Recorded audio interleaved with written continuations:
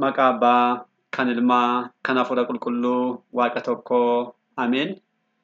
Dhiifamaa fi tolummaa isaa nuuf baay'isee Waaqayyo Abbaan keenyaa akka baay'ina cubbuu keenyaa osoo hin taane akka tolummaa fi dhiifama isaatti eegee tiksee hanga isaa kaatti kan nu ga'e maqaan isaa qulqulluun guddaa kan galatoomedhaa fi kan ulfaate nuuf haa ta'u.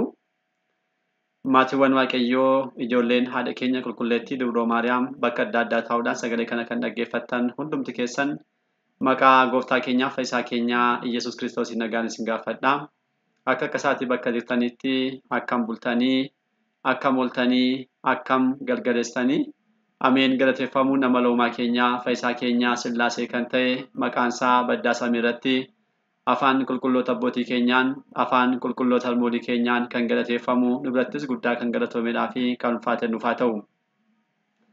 Deessuu gooftaa keenyaa haadha hunduma keenyaa qulqulleettii Dubroo Maariyaam qulqulloota ergamoota Waaqayyoo qulqulloota abbootii keenyaaf harmoolii keenya hunduma isaaniidhaaf akka kennaa isaaniitti galannii fi ulfinni guddaan isaaniif haa ta'u.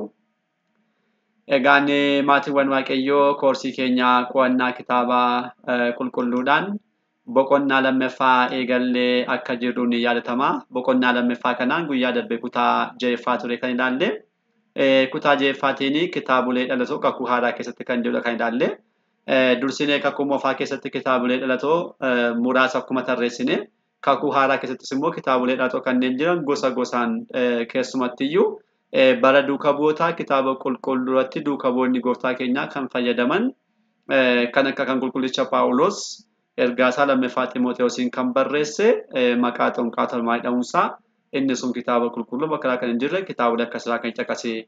Dabalataan Yihuudaanii ergaasaa boqonnaa 1 lakkoofsa 9ffaadhaatti kitaaba oduu Musee akka inni caqase kitaaba qulqulluu keessaa caqasneerra. Isatti aanuudhaas immoo bara duuka bu'ootaa booda kanneen dhufan bara abbootii duuka bu'ootaa kan akka Poolikaarpees, Aginaatiyoos isaan kun kitaabolee baay'ee ergaawwan baay'ee akka isaan barreessan isaan kun kitaabolee dhalatoo keessaa tokko akka isaan ta'an.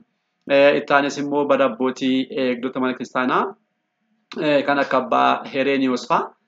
Kitaabolee baay'ee Aginis Heresii shakkiiwwan adda addaatti kitaabolee barreessan kitaabni baay'een akka isaan jiran isaan kunis kitaabolee dhalatoo akka isaan ta'an. Ittaansinee immoo bara abbootii hayyoota mana kiristaanaa kan jedhaman Beetlee naannoo 600 booda kanneen ka'an jechuudha.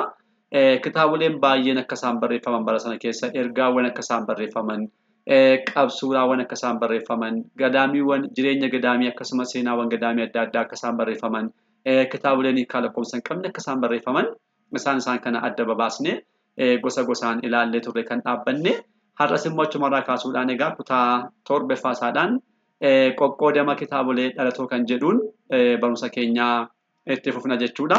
Waaqayyo abbaan keenyaa akkuma yeroowwan darbanii har'as nu barsiisuun fedhaa feeyyama isaa nuuf haa ta'u. Egaan kitaaboleen dhalatoo yeroo darbe kutaa 6ffaadhaan kan kaasne bara isaa duukaadhaa fi akkasumas barreessitoota abbootii duukaa kan ka'edha. Asitti garuu dhimma isaa duukaarra kan ilaallatu akkamitti akka isaan qoqqoodaman ilaalla. Baay'eedha lakkoofsa isaanii amma kanaa jedhamee murtaa'ee mana kiristaanaa keessa kan jirre yeroo darbe ilaalleerra. Akka isaa ta'aniyyuu malee gosa gosaan immoo ni jiru. Eeyyeen gosa gosaadhaan qoqqoodamanii ni jiru. Isaanis akka armaan gaditti ilaallaa kan jalqabaa kitaabolee beektotaadha. Kitaaboleen beektotaa kun jaala lammaffaa kaasee shakkitoota kaayinaaf amantii isaanii barsiisuuf shakkitoota adda addaatti kaayinaaf deebii kennuudhaaf kan barreeffamanidha. Kitaaboleen kun wanta kitaabolee bu'uuraa keessatti kan ibsaman sana baasuudhaan addatti kan ibsanidha. Fakkeenyaaf waa'ee Sillaasee yeroo ilaallu kitaabota hundee keessatti Sillaasee kan jedhu caqasoonni ni jiru. Waa'ee tokkummaa soddummaa Waaqayyoo kan agarsiisu jechuu kooti. Isa kana keessaa baasuudhaan abboonni keenya shakkitoota warreen waa'ee kanarratti dhimma kanatti shakkii qabaniidhaaf deebii yeroo kennan babal'isanii kan isaan ittiin barsiisan jechuudha. Akkuma kanaa dubbii foonummaa fudhannee Kiristoos foon uffachuusaa caqasoota kitaaba qulqulluu keessa jiran sana yaadicha qabachuudhaan babal'isanii kan isaan ittiin barsiisan. Dabalataan waa'ee dubroo, waa'ee qulqulloota ergamoota Waaqayyoo, waa'ee sirna mana kiristaanaa, waa'ee qulqullootaa kana kan isaan ittiin barsiisanidha. Inni kun kitaabolee beektotaa jedhama. Isa kanaaf fakkeenya baay'ee kan ta'an kitaaboleen baay'een jiru kan akka kitaaba abbootii, amantaa abbootii, hayimaanota aaboo kan jennu abboonni keenya bara adda addaatti shakkitoota adda addaadhaaf kan isaan deebisan dabalataan ergaawwan isaan babarreessan amantaa isaanii kan isaan ittiin ibsan kana qabatee kan jiru kitaabni kuni. Darbee kitaabolee qulqulluun Qeerloos jaarraa 4ffaa keessaa jaarraa 5ffaa keessa kan ture bara 400 keessa jechuudha.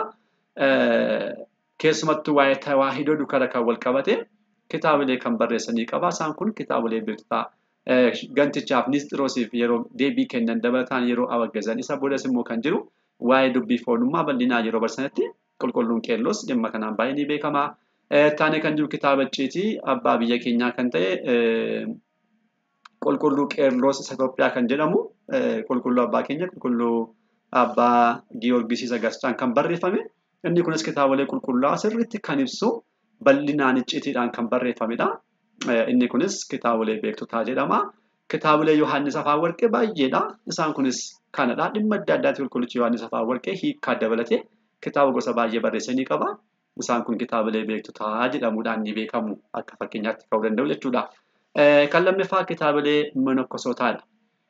Kitaabilee monokosootaa kun immoo hojii qabsuuraa kabajaa fi waliigalatti seenaa monoksoonni jireenya isaanii keessatti qabaachuu qaban kan barsiisudha. Monokseen tokko hojii akkamii, qabsuura akkamii, kabaja akkasumas immoo seenaa maal akka inni hojjechuu qabu, jireenya akkamii akka inni jiraachuu akka inni qabu, dabalataan seenaa isaanii dabalatee kan qabaatudha. Abbaan akkasii abbaan abaduu haala kanaan jiraachaa ture, kana dubbatee akkas jedhee qormaata akkasii haala kanaan darbee kana kan qabatanidha.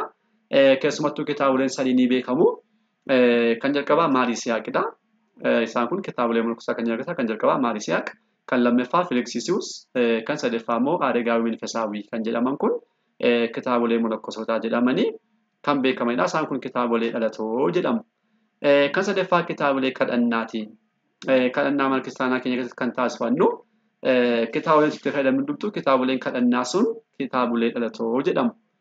Bargit kitaabilee kadhannaa keessaa kan akka Faarsaa Daawitiif isaan kaan wangeela minaamni isatti dabaluu osoo hin taane isaanii ala kanneen jiran kan akka Wuddaasee Galatoo Dubroo Maariyaamii, Galatoo Waaqaa, Seeyfee Melekoot, darbee dirsaamota kan jennu, malkaa adda addaa kan jennu, kitaaba sirna gaa'elaa kan jennu, kadhannaa adda addaa, kitaaba yeroo kadhannaa yeroo lubummaan kennamu taasifamuudhaaf kadhannaawwan jiran hundumtuu kadhannaa yeroo cuubbaa taasifamu. Isaan kun kitaabileen kadhannaa kun isaan maal jedhamu? Kitaabilee dhalatoo jalatti ramadamu kitaabilee kadhannaa jedhamu. Kan afuraffaa immoo kitaabilee zeemaadha. Zeemaa mana kiristaanaa keenya keessatti kadhannaan zeemaadhaan yoo taasifamutti kan itti fayyadamnu isaan kun kitaabilee zeemaa jedhamu. Kitaabilee zeemaa keessaa baay'eetti kan caqasaman kitaabilee 5 kan qulqullicha Yaareed ni jiru. Dabalataan sa'aataatiin ni jira, qiddaaseen ni jira, sirna qulqulleessaa jechuudha, kidaaniin ni jira. Isaan kun kitaabilee zeemaa jedhamu. Yeroo maayileetii fa'aa, yeroo sa'aataatii, yeroo sirna qulqulleessaa, yeroo kidaanii kan itti fayyadamnu walumaa galatti jechuudha. Isaan kana keessaa kan akka diggaa, soome duggaa, zimmaalee isaan kun qulqulluu Yaareediin kan barreeffaman, sa'aataatiin abbaa Giyoorgis Garshaan kan barreeffame, qiddaaseen qulqulloota abbootii adda addaan kan barreeffame isaan kun akka fakkeenyaatti ni kaafamu. Kan shanaffaaf kan xumuraan immoo jennee kan kaasne dirsaanotadha. Dirsaan jechuun barreeffama waa'ee dhimma tokkodhaaf barreeffame jechuudha. Dirsaana jechuun dhimma tokko kan ibsu jechuudha. Dirsaanonni waa'ee qulqullina Waaqayyoo akkasumas waa'ee kabaja sanbataa akkasumas waa'ee beeksisa kiristaanaa waan tokkodhaaf kanneen barreeffamanidha. Qulqullootaaf beetalee kan ergamootaa yeroo baay'ee kan beeknu dirsaanni qulqulloota ergamoota Waaqayyoo ni jiru. Kan akka dirsaana qulqulluu Mikaa'el, qulqulluu Gabri'eel, qulqulluu Rufaa'el, Raagu'eel jennee tarreessuu hin dandeenya. Isaan kun dirsaanota jedhamu. Dabalataan dhimma sanbataa kan dubbatu, kabaja isaa kan dubbatu, haala kamiitiin sanbata kabajuudhaa fi maal hojjechuudhaaf isoo qabnu kan dubbatu dirsaanni sanbataa ni jira, dirsaanni fannoo ni jira, dirsaanni maahiyeewii ni jira. Isaan kun baay'eedha.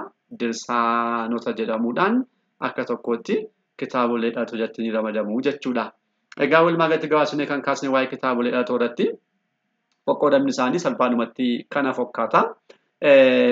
Walumaa galatti garuu gaafa gurufinu kitaabileen qulqullaa'oo kan biroon dirsaanota ta'anii kan jiran gidlaatti fa'aa ni jiraatu. Dhalatootti dabalaman jechaadha. Dirsaana ta'anii kan argannu gedli yookiin immoo qabsuura kan jedhu dabalannee ilaaluu dandeenya. Gedli jechuun yeroo darbee ilaalletti qabsuura jechuun waliigalummaadhaaf waraansa qulqulloonni abboonni keenya mootota biyya lafaa fedha foonii isaanii akkasuma diina keenya diiyaabiloos hojjetan kan isaan taasisan inni kun qabsuura isaanii qabatee kan argamudha. Isa kanaaf baay'ee kaasuun ni danda'ama. qabsoo duukaa bu'ootaa ni jira. Duukaa bu'oota gooftaa keenya jireenya isaanii qabsoo isaan mootota biyya lafaa duukaa taasisan warreen xaa'ootii waaqessan duukaa kan isaan taasisan fedha foonii isaanii dabalatee diiyaabiloos wajjiraan kan isaan taasisan isaan kun ni jiru. Dabalataan qabsoo wareegamtoonni ingidi mootota biyya lafaa wajjiraan kiristoosiin hin gannu jechuudhaan kan isaan taasisan qabatee kan jirudha. Ba'uunis baay'ee kan nama dinqisu seenaa baay'ee kan qabu isaan kun qabsoo yookiin immoo geellii jedhamuudhaan ni waamu. Xumuratti kan ilaallu guyyaadhaadhaa fi kitaabolee lakkoofsaa kan jedhaman ni jiru. Kitaabolee lakkoofsaa kun qoqqoodamaa fi lakkoofsa baraa ayyaanonnii fi soomiiwwan yoom akka eegalaniidhaa fi guyyaa fi ji'a kamirratti akka oolan kan ittiin beeknudha. Salphumatti kitaaba lakkoofsaa isaan kanadha. Manni kiristaanaa keenya lakkoofsa mataa isheetiin qabdi kan biyya lafaa kan fayyadamtu. Lakkoofsi kun biyyi yoo barbaade mana kiristaanaa fudhachuu danda'a malee manni kiristaanaa biyya lafaarraa yookiin biyya tokkorraatii fudhattu kan mataa ishee ni qabdi jechuudha. Innaa lakkoofsa kana waa'ee kanaa haala ittiin lakkaa'amu haala soomiiwwan ittiin ba'an ayyaanawwan adda addaa haala ittiin ba'an kan ibsan kun kitaabolee lakkoofsaa jedhamu. Kitaabolee lama bal'inatti ni beekamu kan akka Abushaarii fi Galaana Yaadaa Baay'adasaaf kan jennu. Isaan kun waa'ee baraa kan dubbatanidha jechuudha. Manni kiristaanaa keenya qabachuudhaan akka kitaabolee dhatootti itti fayyadamti jechuudha. Kanaaf egaa walumaa galatti kitaaboleen dhalatoo qoqqoodamni isaanii isaan kanadha kan fakkaatu. Guluffaan boqonnaa kanaa kitaaboleen qulqullaa'oo mana kiristaanaa keenyaa walumaa galatti haala kamiitiin akka isaan qannoonaadhaan qabataman kan jalqabaa jechuudha. Kitaaboleen hundee qannoonaadhaan abboonni keenya safaranii lakkaa'anii kunoo kun kan mana kiristaanaa jechuudhaan warreen sobaarraa adda baasanii kan isaan nuuf kaa'anii. Manni keenya immoo kitaabolee qulqullaa'oo kan manni kiristaanaa keenya immoo kitaabolee qulqullaa'oo kan jettu bakka lamatti akka isaan qoodamanii kitaabolee hundeedhaa fi kitaabolee dhalatoo. Kitaabolee hundee kan jedhaman 81 mana kiristaanaa keenya akkas kanneen jiran isaaniin tarreessinee lakkoofneerra qoqqoodama isaaniis immoo ilaalleerra. Dabalataan immoo kutaa lammaffaa kan jenne immoo kitaabolee dhalatoo haala kanaan bal'isnee ilaalleerra jechuudha. Boqonnaa kana kanumaan ni xumurraa jechuudha.